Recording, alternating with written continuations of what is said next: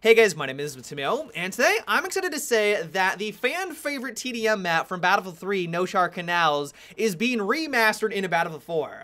A lot of people were speculating that this might be the case. DICE was leaving a few hints here and there on Twitter, letting us know that the TDM map was going to center around the harbor, and this led everyone to believe that they were going to be bringing us Noshahr Canals. But there wasn't any definitive proof until today.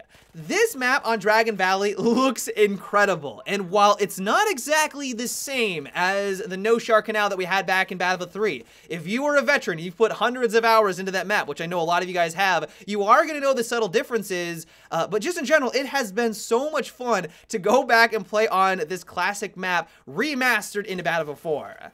One thing I quickly noticed, though, is that the map itself feels larger than its Battlefield 3 counterparts. All of the objects, the crates, the cars, everything in here seems to be more spread out. I think the reason why DICE did this was for balancing reasons. They didn't want to make it a one-to-one replica because if you compare the two games, while they are very similar, there are differences, and it mainly comes down to weapon balance. Shotguns in Battlefield 4 are incredible. As we all know, they got a significant upgrade a couple of patches ago, and in my opinion, their power far exceeds anything that we had back in Battlefield 3 with their shotguns. Shotguns were already amazing in the Battlefield 3 version of the game on Noshahr Canals. A lot of people used it because there was an insane amount of close encounter combat.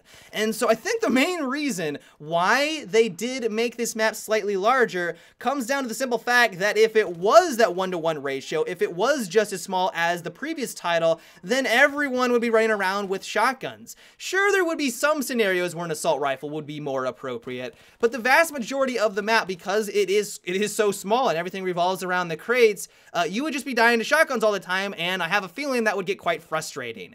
And while that still might occur, like that still might be a problem, I think that's the main reason why DICE went in and made it slightly larger. It's not massive, guys. Like, you're not going to be running around for 5 minutes to get one side over the other, but it is a noticeable difference from the Battlefield 3 version, and while there might be some other things going into play, maybe I'm completely wrong here, that was my first gut reaction for why they had made that adjustment.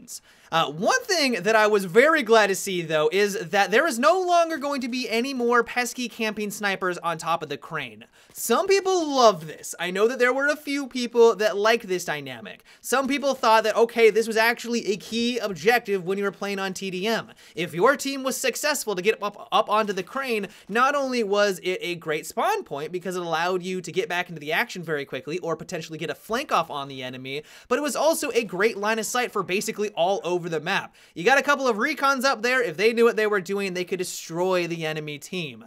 Personally, though, and on the other side of the coin, I felt like it was just more of a nuisance. Yes, I could switch on over to the recon class and counter-snipe them, but that's not what I wanted to do every round. I didn't want to constantly have to worry about people up on the crane itself. I wanted to play TDM. I wanted to fight people normally and not have to worry about some pesky sniper constantly putting bullets down range and suppressing me. It was more of just an annoyance at that point. And so for me, I am loving that you're not able to get on top of the crane. I'm sure there's going to be someone who's going to try to get up there, but because on a TDM in Battlefield 4, when you do use a spawn beacon, it doesn't parachute you on in. It's going to plop you directly on the ground, and so that tactic that they had back in Battlefield 3 is no longer going to be viable. And so I know some people might be upset by this, but I think for the overall enjoyment of the map, it is going to be a good thing.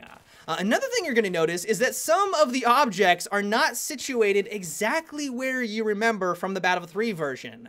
Basically what DICE has done, especially in the center of the map where all the crates are, they've opened up new flanking routes, new alleyways that weren't normally there.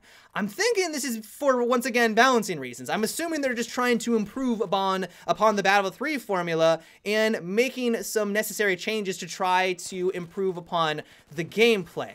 My gut reaction to this, though, was, what are you doing, DICE? Like, I know that improvements could be made, but I think the reason why everyone loved the Battlefield 3 version was because it was the Battlefield 3 version. It was perfect for a lot of people. Why are you trying to improve upon perfection. And while it is way too early to tell at this point if these changes have been a good thing or a bad thing, we're going to need to get a lot more people on these maps, a lot more eyeballs in, a lot more testing going on. Just know going in that some of the objects, some of the crates that you think should be in one location are no longer there, or they are slightly adjusted to open up new flanking routes. But overall though, I really gotta give it to DICE for even doing something like this. Many people would have just been happy with the Conquest version of Dragon Valley. A lot of people would have just been content with that, but the fact that they went a step further and brought us this classic version that everyone liked, a lot of people loved the Battlefield 3 version of Noshahr Canals, to reintroduce that just for the TDM is simply fantastic. So I gotta give a big tip of my hat to them. They really went above and beyond here, and while I may not be sold on every single change, this of course is the CTE. There are going to be some adjustments in the future, but just in general, it has been amazing.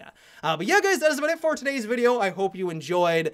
Give me your thoughts on the Noshahr Canals remaster. Are you loving it? Can you not wait to get your hands on it? Let me know down below. But yeah, guys, until tomorrow, have a good one and take it easy.